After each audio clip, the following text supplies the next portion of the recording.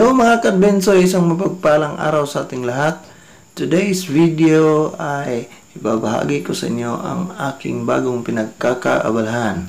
Shoutout nga pala sa aking pinsan na si Kevin, yung nakapula guys. Siya yung nag-hire sa akin as helper.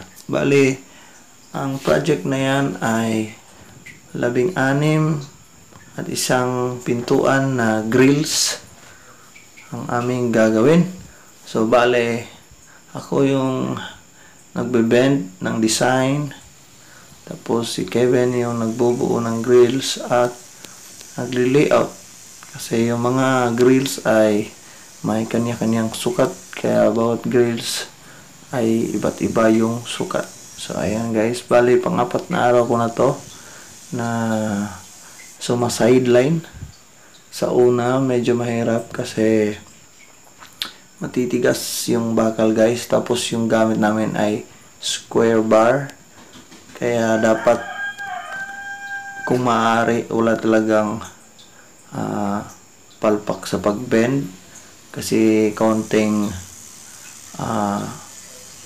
mali lang ay ang hirap ng air cover guys ng design. So matatapon or masasayang yung bakal kasi puputol naman tayo ulit. Buti na lang napaka-considerate ng pinsan ko guys at napaka mapagbigay. Hindi siya madamot sa pagtuturo guys ng mga teknik at mga paraan kung paano ang pagbaluktot na hindi ka masyadong mahirapan. So, ginaguide niya ako guys kasi actually nasa 4 na araw ko pa na duty, tapos first time ko pang makapagtrabaho ng ganito. So, kahit pa paano, nagamit ko rin naman yung pinag-aralan ko sa welding, pero sa ngayon, more on bending muna ako ng mga bakal. Pagpuputol, bend, so ganyan. So, I hope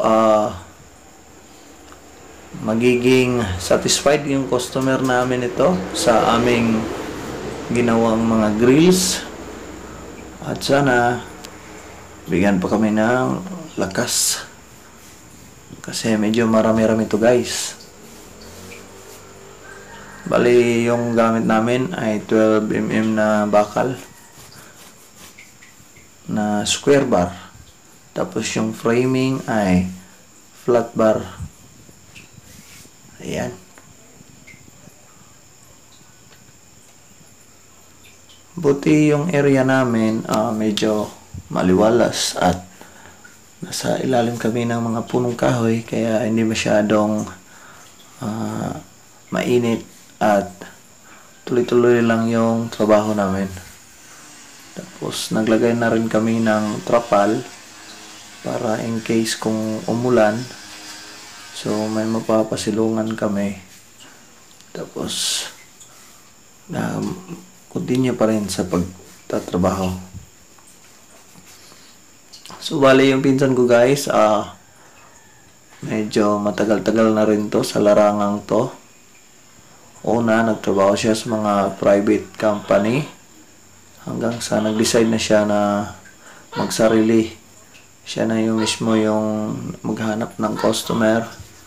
Tapos yan, napili tayo na maging helper ni Kevin. So napaka-bless natin guys na may pinsan tayong matulungin at syempre hindi madamot sa kaalaman.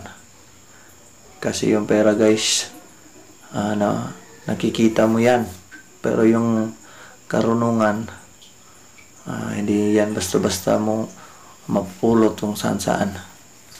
So, thankful tayo na kinuha tayo as helper. Tapos, napaka-open niya guys. Mga tanong, sinasagot niya. Kung may mga napansin siya na medyo nahirapan tayo, yan, ginaguide niya tayo. Tinuturuan tayo ng mga teknik, paraan, paano hindi masyadong mapuwersa yung katawan natin sa pagbibend. Kasi sa totoo lang, medyo mahirap talaga guys, lalo na yung mga maliliit na design, yung mga may iksi na bakal. Tulad niyang hinahawakan ko guys, oh.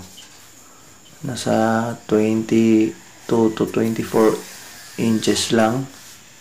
Medyo mahirap guys kasi lalo siyang tumitigas, baloktutin pag maiksi. Kasi wala kang masyadong leverage pag hatak. So, ayan.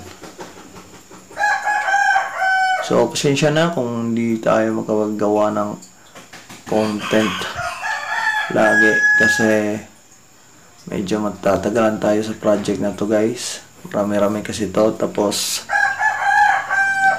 pag natapos namin to, may upcoming pa. Kasi balak ng may-ari palagyan ng screen mesh yung mga pintuan at saka yung bintana. Kaya abangan nyo na lang guys hanggang sa matapos tong project na to. Gagawa natin paraan para makapag video rin tayo kahit time lapse na lang.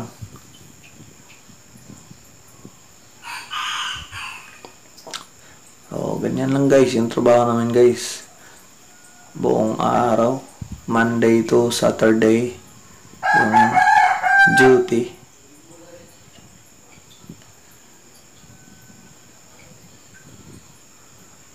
So, all around yung pinsan ko guys, gumagawa ng mga hanging cabinet, drawer, mga glass, window, tapos mga grills, gate. Kaya niya lahat yan i-fabricate. So hanggang dito lang siguro guys. See you sa ating next video. Maraming salamat sa pag-pasyal at sa pag-support. Bye-bye!